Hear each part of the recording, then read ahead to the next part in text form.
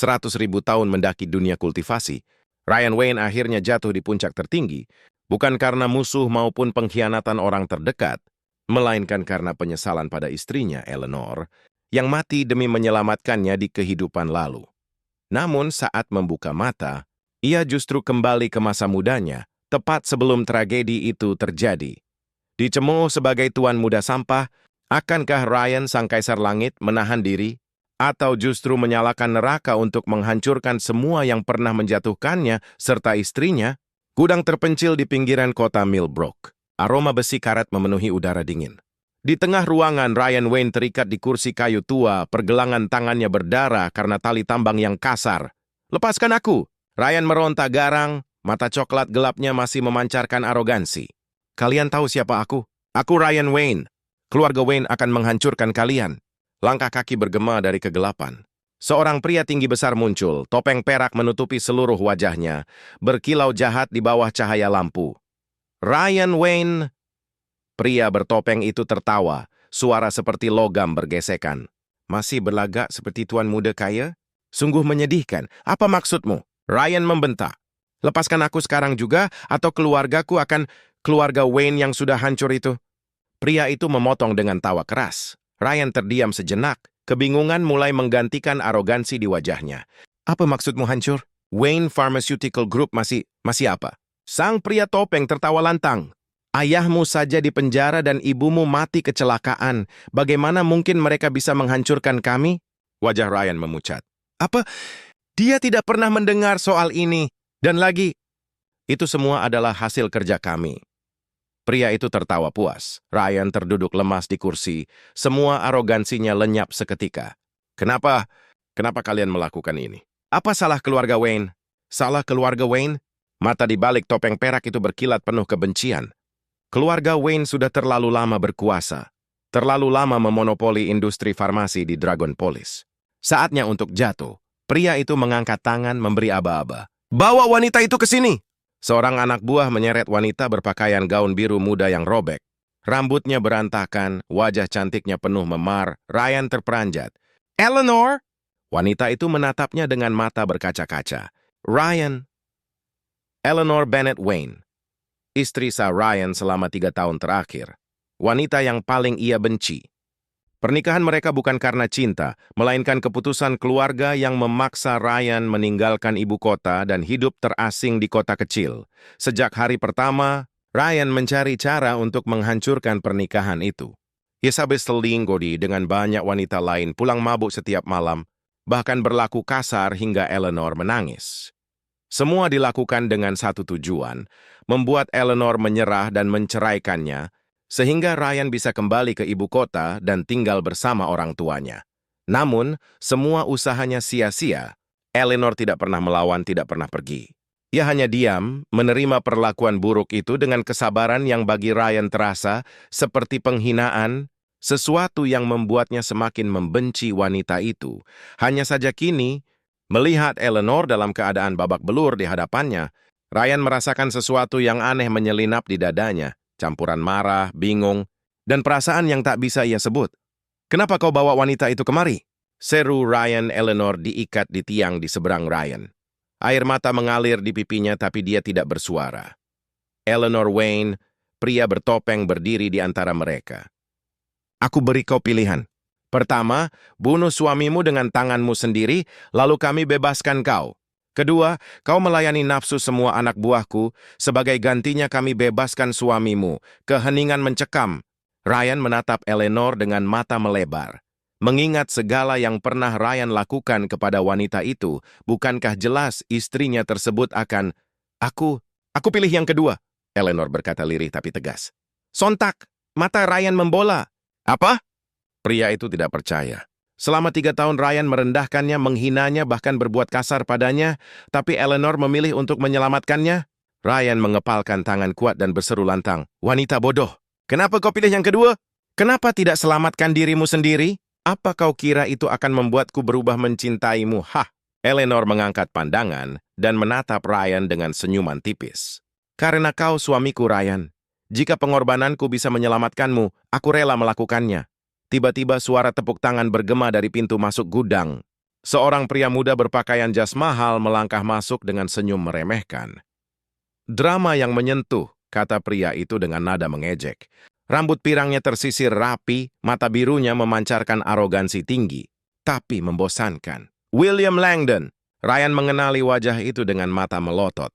Kau yang ada di balik ini semua? Sayangnya Ryan, bukan aku dalang yang merancang kehancuran keluargamu. Aku hanya meminta untuk ikut menikmati pertunjukan akhir ini.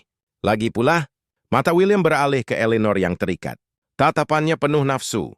Wanita cantik seperti Eleanor tidak boleh disia-siakan hanya untuk kelima orang itu. Aku ingin bagian juga. Jangan sentuh istriku. Ryan mengamuk, berusaha melepaskan ikatan hingga pergelangan berdarah, namun William malah tertawa. Istrimu? Kau bahkan tidak pernah memperlakukannya sebagai istri. Dia berjongkok di hadapan Eleanor yang tampak begitu takut. Tidak perlu khawatir, Eleanor. Aku yang akan menunjukkan padamu bagaimana seharusnya seorang istri diperlakukan. Serak! Suara pakaian dirobek terdengar, dan kulit putih mulus Eleanor pun menjadi tontonan semua orang. Tydak! Eleanor! Ryan berteriak berharap William akan berhenti. Namun, sia-sia teriakan nyaring Eleanor bergema di gudang, tersebut seiring dirinya dilecehkan dan digilir. Dengan tidak manusiawi oleh William dan 5 pria lainnya, Ryan, yang dipaksa menyaksikan penderitaan Eleanor nyaris menggila. Dia berteriak dan meronta, bahkan kursi yang dia tempati sampai terbalik, membuat kepalanya membentur lantai dan berdarah. Tapi orang-orang itu terus melanjutkan aksi biadab mereka. Air mata Ryan mengalir deras. Penyesalan dan kemarahan mendalam menyelimuti hatinya. Dia baru menyadari betapa mulia hati Eleanor, betapa tulus cintanya. Tapi, terlambat. Saat semuanya selesai, Ryan hanya bisa menatap istrinya yang terkulai lemah. Tubuh malang Eleanor penuh memar, napasnya tersengal dan terputus-putus. Eleanor! Ryan berbisik serak, mata Eleanor yang basah oleh air mata menatap Ryan sesaat, lalu berpaling pada pria bertopeng. Bebaskan. Suamiku. Pria bertopeng tertawa rendah. Bebas? Aku tidak ingat pernah berjanji membebaskan siapapun. Kau... Eleanor tersedak, darah segar mengalir dari mulutnya akibat luka dalam yang tak tertahankan. Tubuhnya bergetar lemah. Eleanor! Ryan berteriak putus asa. Dengan sisa tenaga, Eleanor menoleh padanya, senyum samar terukir di bibir yang berlumuran darah. Maafkan aku. Aku tidak bisa menyelamatkanmu. Tidak, jangan katakan itu. Bertahanlah, Eleanor. Ryan menjerit, namun tubuh istrinya sudah kehilangan tenaga. Kelopak matanya menutup perlahan, napasnya terhenti. Eleanor! Jeritan Ryan terdengar seperti binatang terluka. Jangan tinggalkan aku. Tapi tak ada jawaban. Hanya kesunyian yang menegaskan kepergiannya. Amarah menelan Ryan. Ia menatap pria bertopeng dan William dengan tatapan penuh kebencian. Akan kubunuh kalian semua. Ryan meronta dengan gila di kursinya. Darah mengalir dari luka-luka baru yang mulai terbentuk. Pria bertopeng hanya tersenyum remeh sambil memainkan pisaunya, melangkah mendekat pada Ryan yang masih terikat. Dirimu sendiri saja tidak bisa kau selamatkan, masih berani membual? Dia mengedikkan bahu. Iya, karena istrimu sudah mati, sekarang giliranmu. Tanpa basa-basi, pisau itu menghujam dada Ryan tepat di jantung. Selamat tinggal, Tuan Muda Sampah Wayne. Kalau mau menyalahkan seseorang atas kematianmu dan istrimu ini, salahkan nasibmu karena telah menyinggung Tuan Muda. Dia yang menginginkanmu mati. Saat pisaunya dicabut, darah muncrat deras, tubuh Ryan bergetar hebat. Kesadarannya meredup, pandangannya hanya tertuju pada wajah Eleanor yang kini tak bernyawa. Maafkan aku, Eleanor. Jika ada kesempatan kedua, aku akan menjadi suami yang layak bagimu. Loh, kesawan menyelimuti segalanya. Kuhuk! Kuhuk! Batuk keras mengguncang tubuh pria berjubah emas, disusul semburan darah segar. Tangan pria itu mencengkeram dada, tubuhnya bergetar hebat, dan senyum pahit terukir di wajahnya. Eleanor, bahkan hingga akhir aku tidak bisa melupakanmu. Dialah Ryan Wayne, bukan lagi Tuan Muda Sampah, melainkan Kaisar Langit yang menaklukkan galaksi setelah 100.000 tahun kultivasi. Sejak kematiannya yang tragis di kehidupan lalu, Ryan bersumpah tidak akan lagi menjadi pria lemah di kehidupan barunya ini. Ia mendaki puncak, menundukkan sekte-sekte besar, membangun kekaisaran abadi, dan menguasai hukum bintang. Kini, di puncak segalanya, ia menghadapi ujian surgawi. Langit kosmis bergemuruh, 9 petir emas berputar di atasnya, menentukan apakah ia layak menembus ranah over God. Dengan fondasi sempurna, seharusnya ini mudah. Namun saat petir ketujuh menyambar, ingatan mengenai Eleanor membuat fokusnya buyar. Petir ke-8 menghantam, pertahanan yang ia bangun selama 100.000 tahun retak, tubuh emasnya terhuyung lalu berlutut. Penyesalan menyelimuti Ryan, membuat air mata mengalir menuruni wajahnya. Eleanor, maafkan aku. Jika ada jalan kembali, aku bersumpah akan menebus semua kesalahanku. Lalu petir ke-9 naga emas raksasa jatuh dari langit. Cahaya kosmis meledak. Pertahanan terakhir Ryan runtuh, dan seketika tubuh spiritual yang dibangun Ryan selama 100.000 tahun hancur berkeping-keping. Kaisar langit yang tak terkalahkan roboh, bukan karena kekuatan lawan, melainkan karena cinta dan penyesalan yang tak pernah ia lepaskan. Namun, Ryan terbangun. Pandan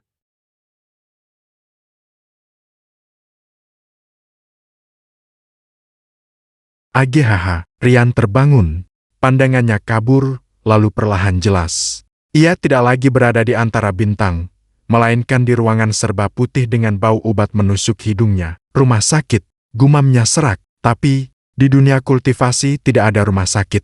Ia menatap sekeliling, kebingungan. Di saat itu, pintu terbuka. Seorang wanita masuk, mata indahnya membulat penuh syukur. Ryan, kau sudah bangun. Ryan membeku, jantungnya berdegup keras melihat siapa yang kini berdiri di hadapannya. Eleanor. Benar, tengah berdiri di hadapannya adalah Eleanor Bennett Wayne, istri Ryan yang seharusnya sudah mati di kehidupan lamanya. Lalu, bagaimana bisa wanita yang seharusnya sudah mati itu kembali berdiri di hadapan Ryan sekarang? Apa ini surga? Batin Ryan saat melihat Eleanor berdiri di hadapannya. Ryan mencoba memeriksa nadinya, tapi dia hidup.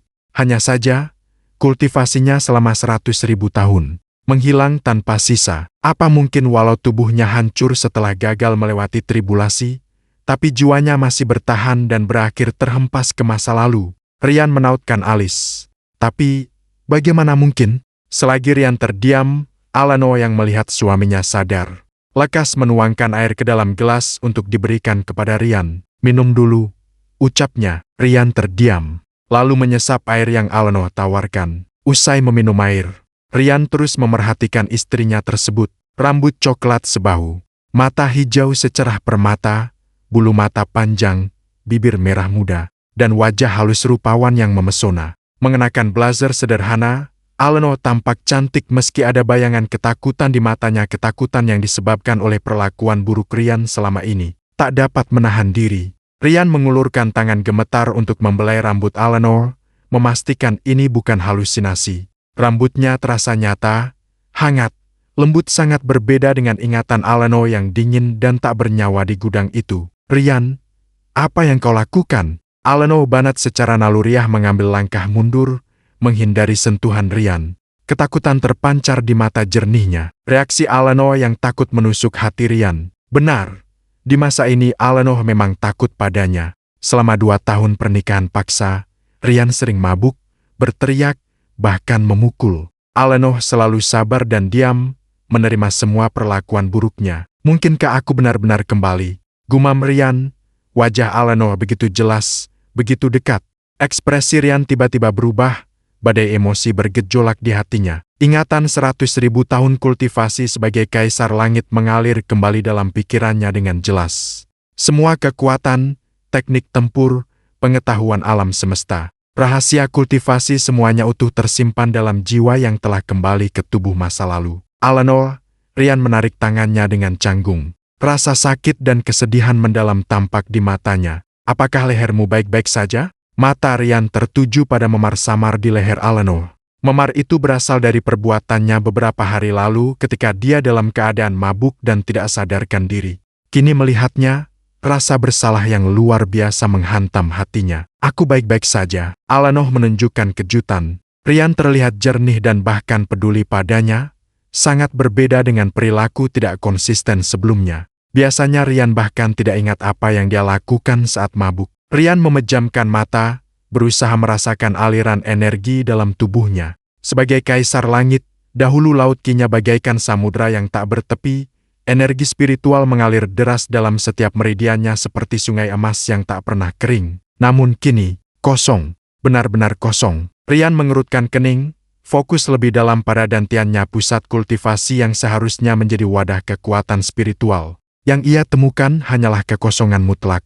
Tidak ada jejak ki, tidak ada energi spiritual. Bahkan tidak ada fondasi kultivasi paling dasar sekalipun. Dia mencoba merasakan meridian-meridiannya. Jalur-jalur energi yang dahulu mengalirkan kekuatan setara dewa. Semuanya tertutup rapat, seperti sungai yang mengering di musim kemarau panjang. Tubuh fana, gumam Rian dalam hati, rasa frustrasi dan ironi bercampur dalam jiwanya. Benar-benar tubuh fana biasa tanpa sedikit pun kemampuan kultivasi. Dahulu, dengan sekali gerakan tangan, dia bisa menghancurkan gunung dan membelah laut. Energi spiritualnya begitu kuat hingga bisa menggerakkan bintang-bintang. Kini, dia bahkan tidak bisa merasakan aliran ki terkecil dalam tubuhnya sendiri. Rian membuka mata perlahan. Tatapannya kosong sejenak sebelum berubah menjadi tekad yang membara. "Alanor," Rian bertanya dengan suara serius. "Tanggal berapa sekarang?" 10 Maret tahun 2024. Alanor menjawab ragu, wajahnya gelap. Dia sudah mencoba membawa Rian ke berbagai dokter untuk menyembuhkan gangguan mentalnya. Tapi tidak ada yang berhasil. 2024. Rian bergumam, menghitung dalam hati. "Aku berusia 28 tahun, menikah dengan Alanor selama 2 tahun. Kegembiraan liar melintas di matanya. Tragedi gudang terjadi pada Maret tahun 2025, masih ada 1 tahun penuh. 1 tahun untuk mempersiapkan diri, membangun kekuatan, dan mengubah takdir. Masih ada 1 tahun sebelum mereka bergerak. Aku punya waktu." Gumam Rian dengan senyum tipis yang membuat Alanor merinding. "Apa yang kau katakan?" Alanor menatapnya khawatir. Rian mulai bicara aneh lagi. "Tidak apa-apa." Rian bangkit dari tempat tidur dengan energi yang mengejutkan. "Aku baik-baik saja sekarang. Ayo pulang." Rian mencabut infus di lengannya sendiri, mengabaikan noda darah yang keluar. Alanor terkejut melihat kekuatan dan ketegasan dalam gerakan Rian sangat berbeda dengan kelemahan sebelumnya. Dia berjalan ke jendela, berdiri tegak dengan tangan di belakang punggung, senyum dingin muncul di sudut mulutnya. Postur tubuhnya memancarkan aura yang tidak pernah Alanor rasakan sebelumnya, seolah ada kekuatan tersembunyi yang mengintimidasi. "Meski aku tidak punya kultivasi lagi, aku bisa mulai dari awal," gumam Rian sambil menatap langit. Dengan ingatan dan pengalaman 100.000 tahun, membangun kembali kekuatan bukanlah masalah. Dalam 1 tahun ini, aku minimal akan mencapai tahap foundation establishment. Cukup untuk menjadi tak terkalahkan di bumi. Rian menatap langit dengan mata memancarkan niat membunuh yang dingin. "Di kehidupan sebelumnya, kalian menghancurkan keluargaku dan membunuh orang yang kucintai. Di kehidupan ini, aku akan membalas kalian jutaan kali lipat. Kalian melecehkan dan membunuh istriku, lalu membunuhku. Sekarang aku akan menyiksa kalian sampai berharap mati." Aura pembunuhan yang Rian pancarkan begitu kental sehingga suhu ruangan seolah turun beberapa derajat. Alanor tanpa sadar mundur, merasa takut meski tidak mengerti mengapa. Seorang perawat yang kebetulan melintas di koridor merasakan hawa dingin menusuk dari dalam kamar. Dia mengintip dan melihat Rian yang berdiri di jendela dengan aura menakutkan. Perawat itu berbisik pada Alanor, "Nona Banat, suami Anda sepertinya mengalami gangguan mental lagi. Haruskah kami beri obat penenang?" "Tidak perlu." Alanor menggeleng pelan, mendesah dalam hati. Rian bicara omong kosong lagi seperti biasa. Kultivasi, foundation establishment, semua itu terdengar seperti novel fantasi yang sering dia baca saat stres. Telepon Alanor tiba-tiba berdering, memecah suasana tegang. Alanor segera menjawab, "Ya, CEO, saya di rumah sakit merawat Rian. Saya akan segera kembali ke kantor." Alanor bekerja sebagai asisten di sebuah perusahaan kecil. Gajinya tidak besar, tapi cukup untuk menghidupi mereka berdua karena Rian jarang bekerja serius. Setelah menutup telepon, Alanor berkata pada Rian dengan nada khawatir, "Rian, bisakah kau pulang sendiri nanti? Aku harus kembali ke kantor. Atasan sudah menunggu." "Tidak masalah, pergi saja duluan." Rian melambaikan tangan tanpa berbalik. Nadanya lembut dan pengertian sangat berbeda dengan biasanya yang akan marah jika Alanor harus bekerja. "Kalau begitu hati-hati di jalan, dan pulanglah lebih awal." Alanor menatap punggung Rian dengan cemas. Ada sesuatu yang sangat berbeda dari suaminya, tapi dia tidak bisa menjelaskan apa itu. Setelah Alanor pergi, Rian tetap berdiri di jendela, menatap langit dengan mata penuh tekad. Melihat sosok Alano yang menjauh dari jendela, kilatan kasih sayang mendalam terpancar di mata Ryan. Setelah Alano pergi, Ryan duduk di tepi tempat tidur, melihat sosok istrinya yang menjauh dari jendela. Kilatan kasih sayang mendalam terpancar di mata Ryan. "Alano," bisiknya dengan suara bergetar emosi. "Di kehidupan sebelumnya aku terlalu banyak berutang padamu. Aku membiarkanmu menderita, membiarkanmu disakiti, membiarkanmu mati. Di kehidupan ini, aku berjanji memberikanmu kebahagiaan dan kedamaian seumur hidup. Aku bersumpah tidak akan membiarkanmu menderita atau disakiti lagi." Ryan memejamkan mata, merasakan tubuh Fana yang lemah ini. "Pertama, aku harus memperkuat tubuh fisik, lalu mulai menyerap energi spiritual yang tersisa di bumi." Ryan berdiri dan meregangkan tubuh. Meski terasa lemah, ia bisa merasakan potensi tersembunyi. Dia menatap keluar jendela rumah sakit, melihat kota kecil Millbrook yang damai. "Dalam 1 tahun ini, aku harus bersiap menghadapi kehancuran yang akan datang." Ryan mengepalkan tangan, tulang-tulangnya berderak. "William Langdon, pria bertopeng Prague, dan semua yang terlibat dalam tragedi itu, kalian akan merasakan murka seorang mantan kaisar langit. Alano, kali ini aku akan melindungimu. Aku berjanji." Ryan Wayne meninggalkan bangsal dan melewati pintu. Tiba-tiba, ia mendengar ledakan tangisan dari dalam bangsal sebelah. Suara tangis itu begitu memilukan, penuh kesedihan yang mendalam. Ryan menghentikan seorang perawat muda yang sedang berlalu lalang di koridor. "Mengapa ada yang menangis sekeras itu?" Perawat muda itu menghela napas panjang, ekspresi wajahnya muram. Mungkin karena tetua Stone akan dalam masa kritis dan mungkin tidak akan bertahan. Sungguh menyedihkan sekali. Tetua Stone. Ryan mengerutkan kening, nama itu terdengar familiar di telinganya. Alexander Stone, perawat itu. Alexander Stone, perawat itu menjelaskan dengan nada hormat. Beliau adalah seorang master seni bela diri legendaris yang pernah menjabat sebagai instruktur utama pasukan khusus White Tiger di Lorwood. Beliau berhasil mengintegrasikan berbagai aliran bela diri tradisional ke dalam sistem pertempuran militer modern, memberikan kontribusi luar biasa bagi perkembangan seni bela diri di negara ini. Mata perawat itu berbinar bangga. "Apakah Anda mengenal bintang film laga terkenal Luke Lyon? Dia adalah murid langsung tetua Stone." "Oh, begitu." Ryan mengangguk pelan, mengingat reputasi Alexander Stone yang memang sangat terkenal. Tetua Stone bukan hanya master seni bela diri yang luar biasa, tapi juga sosok yang sangat dermawan. Perawat itu melanjutkan dengan mata berkaca-kaca. "Beliau mendirikan yayasan amal seni bela diri Stone yang telah membantu ratusan anak putus sekolah mendapatkan pendidikan. Hampir seluruh penduduk Millbrook sangat menghormati dan mencintai beliau." Ryan memahami betul kedudukan Alexander Stone. Sebagai master seni bela diri yang disegani, murid-muridnya tersebar di seluruh Dragonpolis, bahkan hingga ke luar negeri. Dia telah membimbing banyak elit militer dan memiliki hubungan yang sangat dekat dengan para pemimpin wilayah militer Lorwood. Karena itu, keluarga Stone adalah salah satu keluarga paling berpengaruh di Millbrook, jauh melebihi keluarga-keluarga kaya lainnya. "Saya pernah mendengar tentang beliau." Ryan mengangguk sambil berbalik menatap ke arah bangsal. Seorang master sejati, instruktur White Tiger. Bisa dikatakan beliau adalah sosok paling terhormat di Millbrook sejak kota ini berdiri. Melalui jendela bangsal, Ryan melihat seorang gadis cantik duduk di samping tempat tidur, memegang erat tangan seorang lelaki tua yang terbaring lemah. Tangisannya begitu menyayat hati.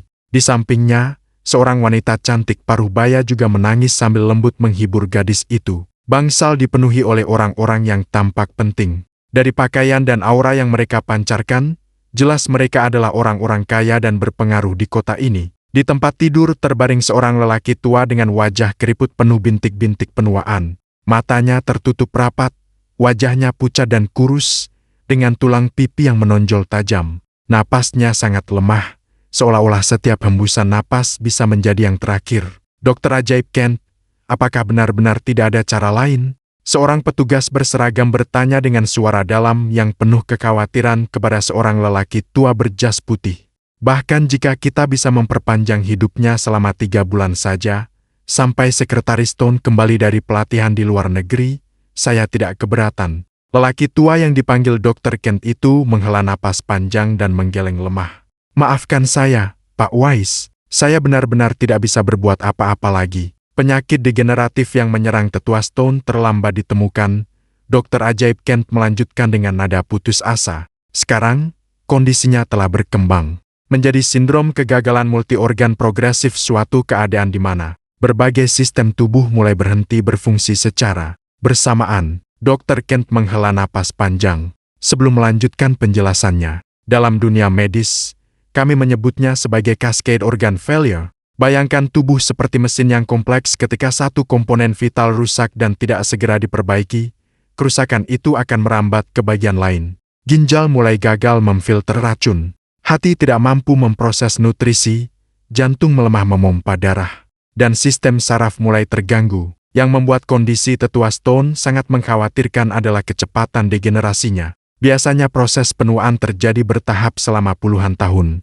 Namun pada kasusnya, semua tanda-tanda tersebut muncul dalam hitungan minggu. Rambut memutih dan rontok dengan cepat. Otot menyusut drastis, kulit kehilangan elastisitas. Dan yang paling mengkhawatirkan, fungsi kognitifnya mulai menurun. Dr. Kent menggelengkan kepala dengan ekspresi tak berdaya. Dalam pengobatan tradisional Dragon Police, kondisi seperti ini disebut sebagai 5 pembusukan, suatu tahap akhir di mana energi vital seseorang telah hampir habis. Kalau sudah seperti ini, jangankan saya, bahkan dewa sekalipun tidak akan bisa menolongnya. Begitu kata-kata itu terucap, seluruh ruangan kembali dipenuhi isak tangis yang memilukan. Jack Kent, yang dikenal sebagai dokter ajaib Millbrook, memiliki keterampilan medis yang tak tertandingi di kota ini. Jika dia menyatakan tidak bisa menyembuhkan pasien, itu pada dasarnya adalah vonis mati bagi tetua Stone. HMP. Tiba-tiba, suara cemoohan lembut terdengar dari ambang pintu. Dokter ajaib yang tidak bisa menyembuhkan pasiennya, tidak lebih dari tabib gadungan. Semua mata langsung tertuju ke arah pintu. Jack Kent mengerutkan kening dalam-dalam. Matanya menatap tajam ke arah Ryan Wayne. Apa yang kau katakan? Beraninya kau mempertanyakan kemampuan dan integritas medis saya? Jack Kent sangat terkenal di Millbrook. Bahkan keluarga Stone pun selalu menunjukkan rasa hormat yang besar padanya. Tapi hari ini, dia dihina oleh seorang pemuda, dan dia tidak bisa menahan amarahnya. Mengapa saya tidak boleh mempertanyakan kemampuan medis Anda? Ryan berjalan masuk ke bangsal dengan langkah tenang, suaranya dingin dan tegas. Tetua Stone jelas belum mencapai akhir hidupnya dan masih memiliki setidaknya 5-7 tahun lagi untuk hidup. Namun Anda justru menyuruhnya untuk menyerah. Apa bedanya Anda dengan tabib gadungan? Pak Wise, yang ternyata adalah pejabat tinggi militer, mengerutkan kening sambil memperhatikan Ryan. Boleh saya tahu siapa Anda, Tuan Muda? Pemuda ini masih sangat muda, tetapi keberanian dan ketajamannya sangat mengejutkan. Aku, Ryan tersenyum tipis. Nadanya penuh percaya diri. Nama keluarga Wayne, dan aku adalah satu-satunya orang di dunia ini yang dapat menyelamatkan tetua Stone. Apa? Sangat sombong. Tidak mungkin. Begitu kata-kata itu keluar, seluruh ruangan terkejut. Gelombang gejolak emosi melanda hati semua orang. Mereka tidak bisa mempercayai apa yang baru saja mereka dengar. Wanita cantik paruh baya itu mendongak untuk pertama kalinya. Mengerutkan kening sambil dengan cermat mengamati Ryan Wayne. Anda bilang Anda punya cara. Pada saat itu, seorang pemuda yang berdiri di belakang Jack Kent tiba-tiba mencibir dengan ekspresi mengejek. Siapa yang kita temui di sini? Bukankah ini si gila Ryan Wayne? Pemuda itu tinggi dan tampan, berpakaian branded dari ujung kepala hingga ujung kaki. Dia jelas adalah tipe pria yang akan membuat wanita berteriak kegirangan di jalan. Tapi tatapannya ke arah Ryan penuh dengan penghinaan. Seolah-olah manusia superior sedang menatap rendah seekor semut. Hah, Charles Well? Mata Ryan tiba-tiba fokus pada pemuda itu.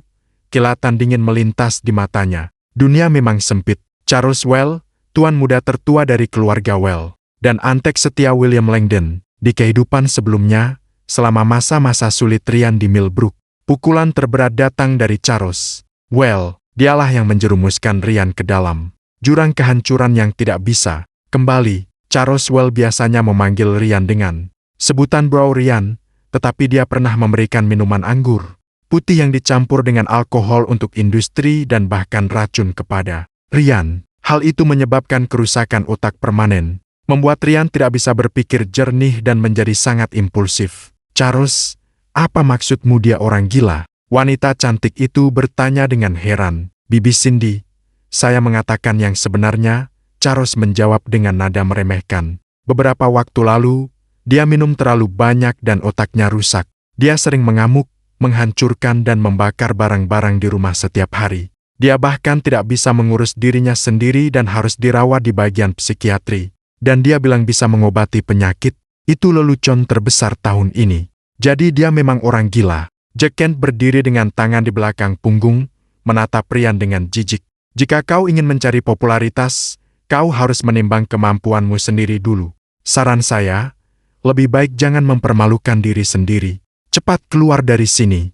Tapi gadis yang menangis di depan tempat tidur, seolah melihat secercah harapan, meraih lengan baju Ryan dan memohon dengan putus asa. Tolong, obati kakek saya. Jika Anda dapat menyelamatkan kakek, keluarga Stone akan mengabulkan setiap permintaan Anda dan memperlakukan Anda sebagai tamu terhormat kami.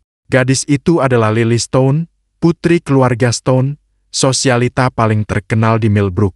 Dia memiliki penampilan dan tubuh yang sempurna, serta temperamen yang anggun. Bahkan Charles Well telah lama tergila-gila padanya dan mengejarnya tanpa henti. Cindy Cord, menantu perempuan Alexander Stone, tampak tidak berdaya. Dia hanya bisa menatap Jack Kent sambil tersenyum pahit.